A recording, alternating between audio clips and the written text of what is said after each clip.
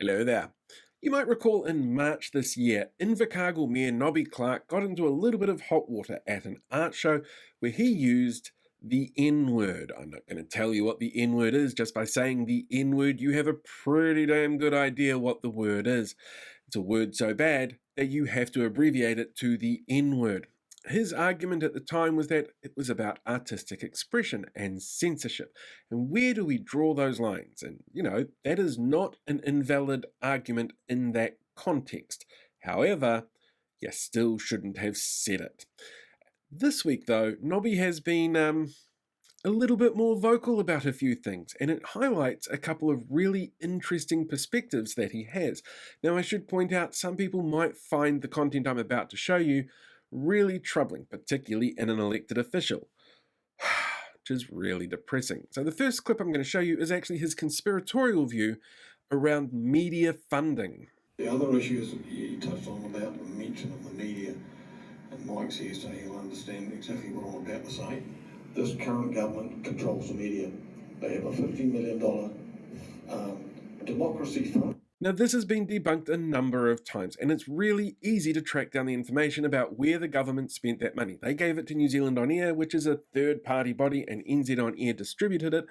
All funding decisions for New Zealand On Air dating back to the 80s, I believe, is available on their website. So you can check to see that the funding from the government didn't just go to news programs, it also included things like kids' elements in newspapers or documentaries on child abuse and state care. It is not a bribe, like he says. The more concerning part, though, is his attitude towards Maori. Here, take a listen. Waka Kotahi, and that's a name I absolutely detest because I hate the bastardisation of the English language. As you can see here, there is a really clear distinction for him about the bastardisation of language. Waka Kotahi is not a bastardisation of language. It is the Maori name for NZTA. It's not a complicated issue to deal with.